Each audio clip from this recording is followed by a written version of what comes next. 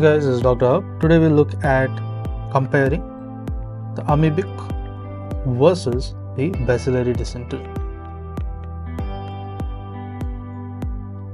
So to begin with, we look at the amoebic dysentery. So let's look at the clinical aspect. So under the clinical aspects, how is the onset? The onset is going to be slow. And what about the fever? It is absent. The toxicity is going to be absent as well. Then comes the abdominal tenderness. The abdominal tenderness, this is going to be localized. Then comes the presence of the tenesmus. The tenesmus is going to be absent. Then we look at the stool. So under the stool, let's look at the frequency. This is all we are discussing about the amoebic dysentery. So if you look at the stool, the frequency, this is going to be 6 to 8 per day. And how is the odor? The odor of the stool is going to be offensive. Then comes the question on the color. The color is going to be dark red. It is dark red in color. Then comes a question on the nature. The nature is going to be, it is a feces which is mixed with the blood and the mucus. So it is mixed with the blood and the mucus. Next, the question on the consistency, it is not adherent. It is not adherent. Then what about the reaction? The reaction is, it is acid. Next we move on to the question on the microscopy. So what is happening in the microscopy? So under the microscopy, there is presence of the cellular exudates. The cellular exudates is nothing but it is a scanty. Next, the RBC. RBC is going to be the red blood cells. So this will be clumped. The RBC is clumped as well as presence of the yellowish brown. So next, what about the macrophages? The macrophages, they are few in number. Then comes the eosinophils. Eosinophils, yes, they are present.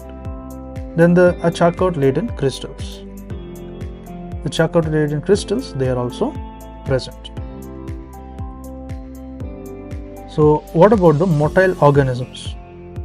The motile organisms is that many motile amoeba are present. So there are many motile amoeba. And how is the amoeba? The amoeba is motile trophozoites. They are nothing but the motile trophozoites, and they have the ingested red blood cells. They have the ingested red blood cells, that is a RBC.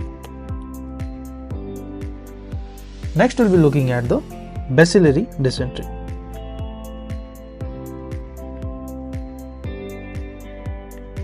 So under the bacillary dysentery, let's look at clinical.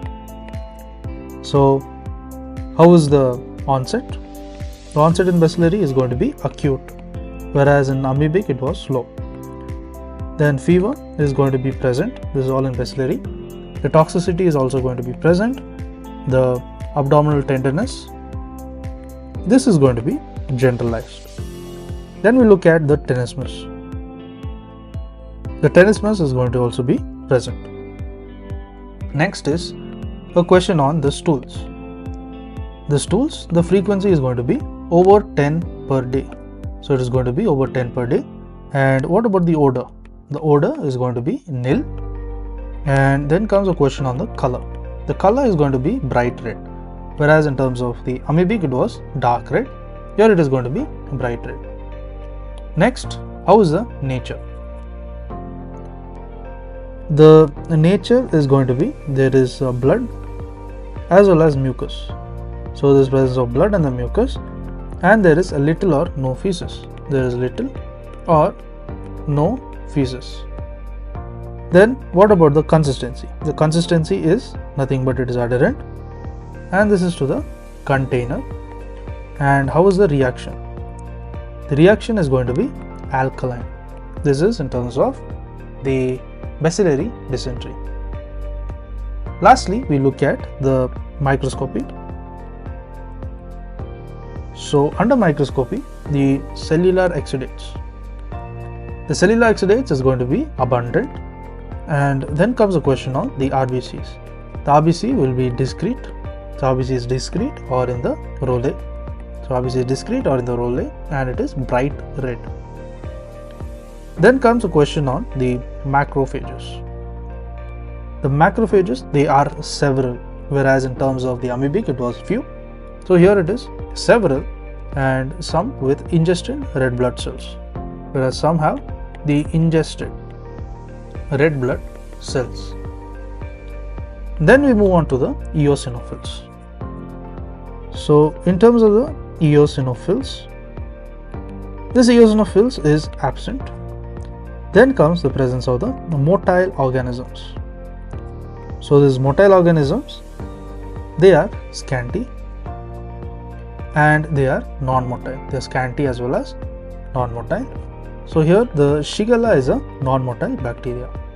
So here the Shigella, if you see, it is a non-motile bacteria.